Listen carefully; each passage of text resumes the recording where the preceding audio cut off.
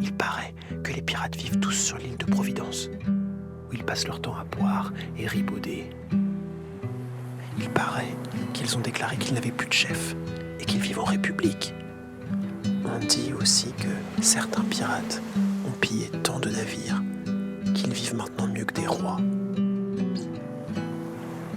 L'île de Providence était la plus considérable de celles de Bahamas, située à 24 degrés au nord et à l'est de la Floride espagnole. Cette île, dont la longueur est de 23 miles et la largeur de 11 miles, a un port assez grand pour contenir 500 voiles. Il est fermé d'un côté par une petite île, qui ne laisse que 2 passages fort étroits, et de l'autre, par une barre sur laquelle un vaisseau de 500 tonneaux ne saurait passer.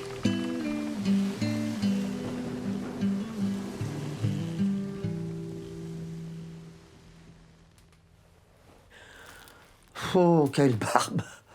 Oh, il n'est pas comme toi, le capitaine Johnson, hein? Il n'a pas la poésie dans le sang. Bon, tu connais Providence? Non. Je suis née dans les marais et je suis venue directement ici. On n'a pas tout eu la chance de courir le monde. Je te le fais pas dire. À l'époque, je te parle du début du siècle, l'île de Providence était le refuge des plus grands pirates de l'époque. Benjamin Hornigold, Edward Teach, alias Barbe Noire, Henry Jennings. Ça te dit quelque chose, leur nom? Non. C'étaient des rois de la piraterie, des as de la flibuste, d'anciens corsaires qui avaient refusé de se ranger quand les rois et les reines d'Europe avaient arrêté de se faire la guerre et d'employer leurs services. Plutôt que de rentrer sagement au port, ils avaient continué à piller des bateaux, mais pour leur compte. Pour protéger leurs intérêts, ils avaient formé une alliance et ils s'étaient tous installés sur l'île de Providence. Elle était petite et facile à défendre. C'était l'endroit idéal pour servir de refuge et de base arrière. Ils ont chassé la poignée de colons qui y habitaient et Providence est devenu le royaume des pirates. Et laisse-moi te dire, il y a plein de gouverneurs dans la région que ça dérangeait pas du tout. Moins vite. Bah alors, tu fatigues? Non. Mais je vous laisse la plume si vous êtes pressé. Je suis pas pressé. J'ai rendez-vous. Si je meurs avant l'aurore, si je meurs quand tu dors, si je meurs avant l'aurore, rappelle-toi. La dernière nuit d'Anne Bonny. 5e épisode. La République des pirates. Tu sais quelle est la devise des pirates? Non. A merry life and a short one. Merry life and a short one. Une vie joyeuse, mais courte. C'est ça qui nous attend. Providence, j'en savais pas grand-chose de plus que ce qu'on en disait à Charleston. Il paraît que seuls les pirates peuvent y survivre, parce que les autres sont découpés vifs dès qu'ils posent un pied sur la plage. Mais pour moi, Providence, c'était surtout la bien-aimée. L'occasion d'être sans tutelle, loin de mon père, avec mon homme, libre de vivre à notre guise. Anne, on voit les côtes de Providence.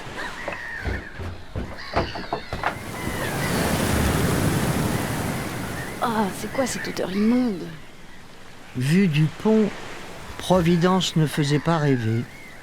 La côte était malingre, la plage bordée de cahutes en bois misérable, le sable était gris et ça sentait la charogne. Bonnie, tu prends ta femme et tu descends. Mais le port était bondé de bateaux de toutes les formes avec des pavillons du monde entier. Des navires de commerce hollandais, des chaloupes françaises, des goélettes anglaises. C'étaient les prises de guerre des pirates, les vaisseaux détournés sur les mers du Sud. Regarde-moi ça, là. C'est du travail de porc. Je m'emmerde. Des pirates étaient en train de retaper une coque de bateau retournée, rongée par le sel et les vers.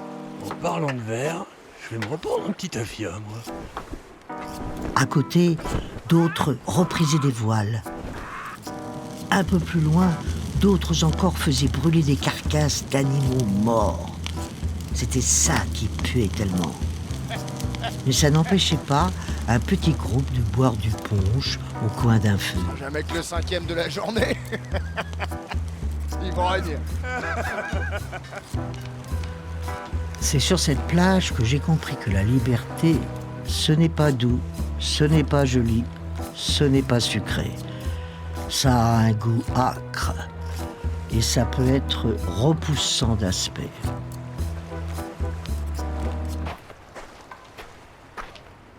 On va s'installer où? On va trouver une cahute. Les pirates font bon accueil au hors-la-loi. Il y aura bien quelqu'un qui nous hébergera. Évidemment, il disait n'importe quoi. Personne ne nous a accueillis dans sa cabane, mais personne ne nous a chassés non plus. On te retrouvera plus demain. Vu de près, les pirates de Providence ressemblaient décidément beaucoup aux mercenaires que j'avais vus chez mon père. Ils avaient le teint tanné, les rides profondes, des mains ou des pieds en moins. Ils portaient des vêtements crasseux et ils sentaient mauvais. Mais ils riaient et ils chantaient beaucoup. Au revoir à vous, oh, mesdames espagnoles. Au revoir à vous, demoiselles d'Espagne. Les vagues nous appellent, non, ne soyez pas cruelles, mais nous reviendrons bientôt près de vous. Au revoir à vous, oh, mesdames espagnoles. Au revoir à vous, demoiselles d'Espagne. Les vagues nous appellent, non, ne soyez pas cruelles, car nous reviendrons bientôt près de vous.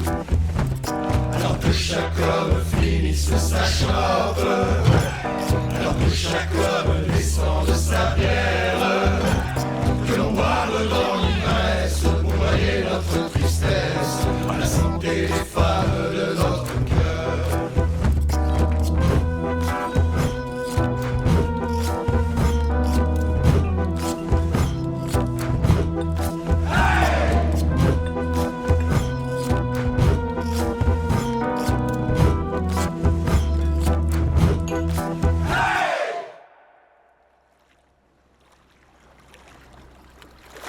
Les premiers mois ont été gais.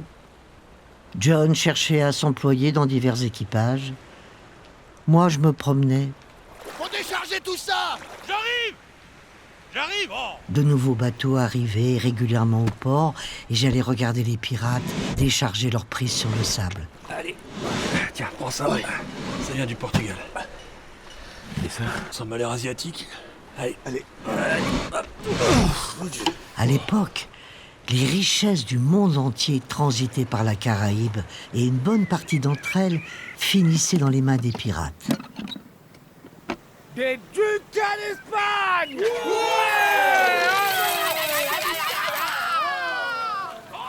Et comme ils se partageaient le butin à part égale, même le dernier des marins, même un fils de charpentier ou un esclave en fuite, pouvait se retrouver en possession de trésors fabriqués pour la cour d'un marquis. Des ballons de soie d'armes.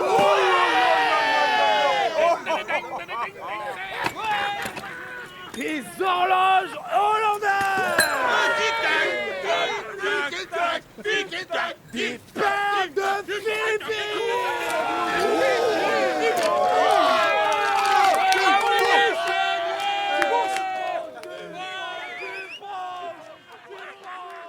En tant qu'historienne, c'est vraiment là qu'on regrette le silence des archives. Vous imaginez? Si on avait pu avoir le journal de Anne, je donnerais cher pour savoir ce qu'elle a ressenti dans ce milieu quasi exclusivement masculin, organisé autour d'une des activités les plus genrées de l'époque, la piraterie. Elle a peut-être fait comme les autres femmes de l'île. C'est-à-dire? Il me semble pas impossible que Anne se soit alors livrée à la prostitution. Ah bon? Mais vous sortez ça d'où? Elle et John Bonny n'avaient pas de ressources, puisque le père d'Anne leur avait coupé les vivres.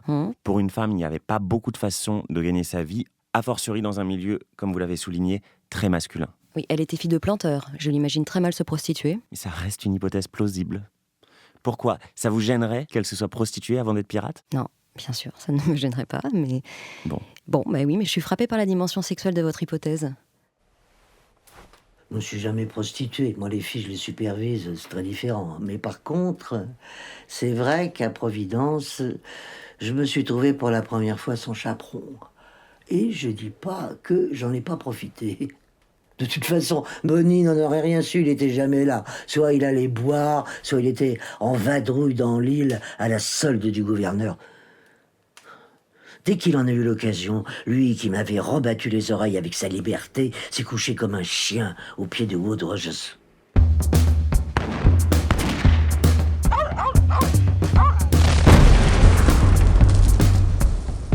Les Anglais commençaient à en avoir assez de perdre leur navire.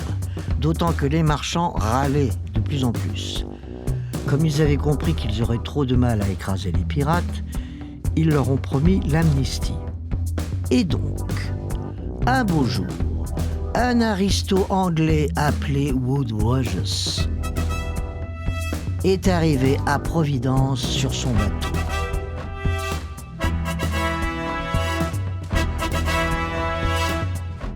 Moi, gouverneur de l'île de Providence par la grâce de Sa Majesté, vous ai réunis pour vous lire la proclamation suivante. Il n'avait jamais mis les pieds sur l'île, mais il a expliqué à tout le monde qu'il était désormais gouverneur. Et il a brandi dans les airs un petit bout de papier en disant que c'était une promesse de grâce royale.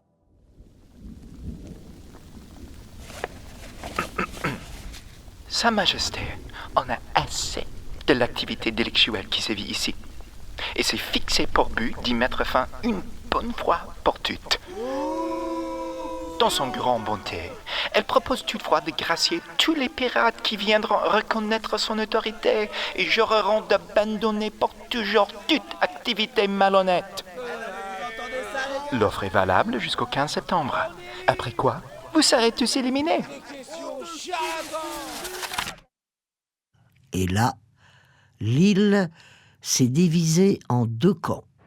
Vous voulez retourner sous la botte des Anglais ? Vivre comme des chiens et mourir du typhus pour un roi infidèle ? Moi vivant, plutôt crevé. Je donne du corsaire pour servir Sa Majesté. Si elle me pardonne, je remettrai sans hésiter mon navire à sa disposition. Si vous demandez grâce, vous deviendrez nos ennemis. Nous n'hésiterons plus à vous attaquer. Nous non plus. Personne ne m'a demandé mon avis, mais pour moi, il était évident qu'il ne fallait pas prendre l'amnistie. Je voyais pas l'intérêt d'avoir fabriqué une république pirate si c'était pour revenir à la niche à la première occasion. Anne, Oui. j'ai signé. Mais Bonnie, dont le courage n'a jamais été la vertu première, s'est empressé d'aller mendier une grâce dont il n'avait pas besoin. Et de toute façon, c'est un choix stratégique. Maintenant que les Anglais sont décidés à écraser les pirates, Providence n'en a plus pour longtemps. C'est le moment d'être intelligent et de choisir son camp. Celui du gouverneur. Je sais pas de quoi tu parles. Toi, tu passes tes journées à bagnoder sur la plage, à rêvasser, là, en regardant les mouettes. Mais moi, il faut bien que je nous trouve une situation. J'ai l'impression d'entendre ces crétins de Charleston, les fils d'avocats et de notaires. C'était bien la peine de venir jusqu'à Providence. Tais-toi! Toi, ton père, il est riche. Moi, je dois faire fortune tout seul. La piraterie va être massacrée par les Anglais. Et Roger, c'est ma meilleure option. D'ailleurs, il m'a déjà promis du travail. Et c'est pour ça que tu t'es couché comme un chien ? Ça aussi, ça lui passe au-dessus à Johnson. Ce que pouvait ressentir une fille de 18 ans à qui un bel âtre avait promis l'aventure et qui se découvrait soudain mariée à un fonctionnaire. J'ai honte d'être ta femme. Tu me parles pas comme ça. Je te parle comme tu le mérites. Oui, je l'ai trompé, et pas qu'un peu. Mais en vérité, c'est lui qui m'a trahi en premier.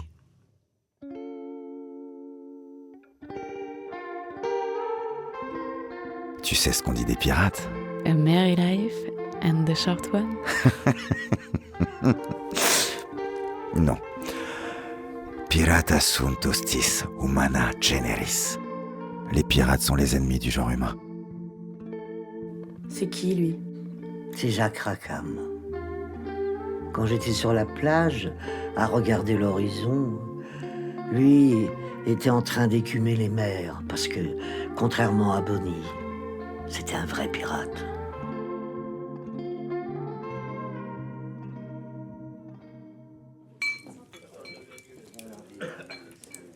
Jean Rackham avait été quartier-maître de la troupe du pirate Vane, jusqu'à ce que ce dernier ait été chassé pour avoir refusé d'aborder le vaisseau de guerre français. Jean Rackham fut fait capitaine du Brigantin par le reste de la troupe. Son commandement commença le 24 novembre 1714 et sa première course fut entre les îles Caraïbes où il prit plusieurs vaisseaux. Une rasade pour Titi, là. Allez. Oh, à la couronne. J'ai rencontré Jack dans une taverne. Il était assis dans le fond, sous une lampe dorée. Il jouait de la musique. Il était ivre, mais juste assez. Je ne l'ai plus quitté des yeux. Mademoiselle. Madame, je ne suis pas à vendre. Mais je m'en doute. Je vous demande rien. Je voudrais juste vous offrir un verre de punch. Et de la part de... Jacques Rackham, pour vous servir. On m'appelle aussi Calico Jack, ancien quartier-maître du capitaine pirate Vane. Désormais, capitaine, pirate aussi évidemment, même si depuis ce matin... J'ai le pardon du gouverneur. La grâce royale, mademoiselle. Et vous vous en vantez. Pourquoi pas? C'est quand même beaucoup plus agréable de boire son butin quand on risque pas d'être interrompu d'un instant à l'autre par les sbires de Sa Majesté. Une signature sur un bout de papier, ça engage pas à grand-chose. On a passé des mois à naviguer dans les eaux cubaines et je suis pas mécontent de me poser un peu. Et c'est quel butin que vous buvez? Une frégate hollandaise, je crois. Ou les restes d'un galion espagnol, que sais-je. Quoi qu'il en soit, je serais ravi si vous voulez participer un peu à l'éclusée. Non, le rhum ne m'intéresse pas. Mais bien entendu, madame. Qu'est-ce qui vous intéresse alors? Des histoires. Des aventures. La nuit était noire, et nous nous sommes engagés dans le fleuve, toutes lumières éteintes. À ce moment-là, le capitaine Vane a décidé que nous n'allions pas attaquer. Jack n'était pas particulièrement beau. Il n'avait pas les yeux de biche de mon mari, mais c'était un excellent conteur. Il pensait que nous n'étions pas de taille. Pour moi, on pouvait tout à fait partir à l'abordage et ensuite, les plus courageux vaincraient. Vane a refusé. C'est ce qui m'a plu tout de suite. Pendant les manœuvres, nous lui avons obéi, vous savez, c'est la loi des pirates. Capitaine et maître incontesté pendant les chasses. On vient pas chicaner au cœur. Quand les bateaux français ont été hors de vue, et ils ont voté, l'équipage s'est rassemblé. Ils m'ont élu capitaine. On a mis Vane et une poignée de ses fidèles sur une petite chaloupe. Et depuis, c'est moi qui commande. Il avait un mélange d'assurance et de fantaisie, de flegme et de force que je trouvais... Votre verre est vide. Irrésistible. Je vous resserre. Avec plaisir. Nous nous sommes promis de nous revoir.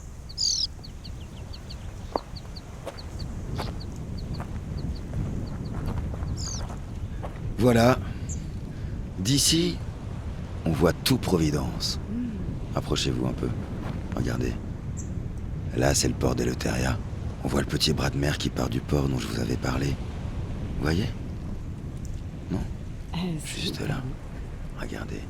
Et là, c'est Punta Royal. Magnifique, non? Venez, n'ayez pas peur.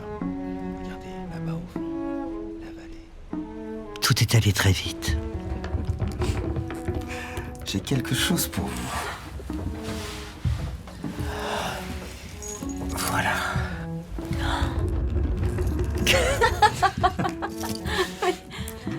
Mais il est beaucoup trop lourd pour moi, ce collier. C'est fait pour les enfants, de ce genre de choses. Ça se porte quand on reste assise toute la journée. Mais non, ce collier est fait pour vous, mais vous ne le savez pas encore. Vous m'offenseriez en refusant. Bon, je veux bien le garder, si ça vous fait plaisir. Ce collier est à vous. Vous en ferez ce que vous voudrez.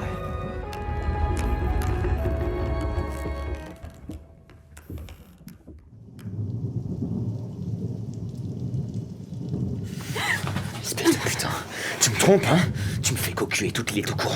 Quand Bonnie est rentrée de voyage, Tu me touches encore une fois et je te tue. j'ai su immédiatement que je n'allais pas pouvoir rester. Alors moi, quand je demande grâce, je suis un lâche, mais Rackham, lui, c'est un héros.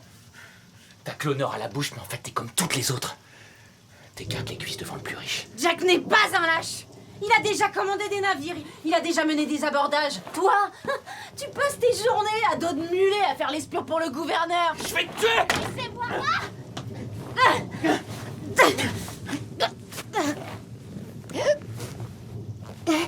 Jack, tu couperas en morceaux si tu me tues. Alors t'as qu'à lui dire que si te veut, il doit payer. Comme une catin. Hein? Il est riche. J'ai besoin d'argent.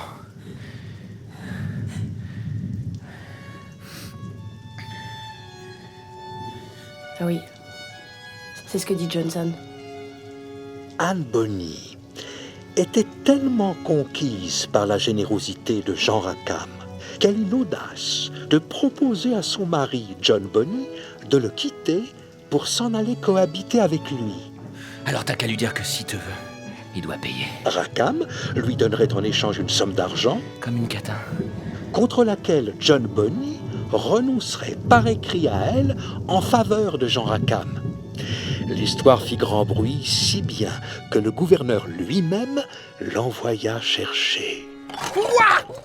Une femme trompe son mari et menace l'ordre public? Qu'on me l'amène ce rachon.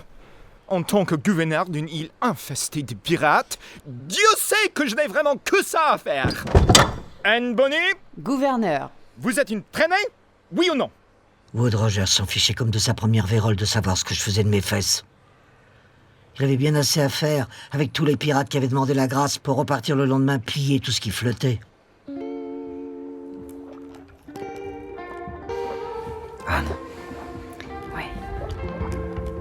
vous devriez venir avec moi. En mer, vous voulez dire? Je croyais que ça portait malheur, une femme sur un bateau. Ce qui porte malheur, c'est de partir en expédition le cœur brisé. C'est comme ça qu'on devient lâche. Ou qu'on se laisse mourir. Vos âmes n'aimeront pas ça. C'est moi le capitaine. Je leur demande pas leur avis. Maintenant que le bateau est foutu, il va falloir qu'on en trouve un autre.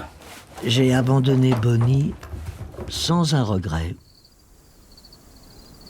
Le lendemain, on a rejoint un petit équipage sur le port, au crépuscule. Jack m'a montré une petite embarcation qui stationnait dans la baie. C'est avec elle qu'on va partir? Oui. Lancez les échelles, on y va. Qu'est-ce que c'est? Des pirates! Comment ça, des pirates? Des pirates? C'est comme ça que je suis devenu pirate. Annie, Bonnie, Annie jolie. Approche-toi de la fenêtre. Regarde dans le jardin. Tu me vois, assise sur la branche du sycomore. Moi aussi j'aime écouter tes histoires. Mais n'oublie pas que la nuit file et que je t'attends. À suivre sur Arte Radio.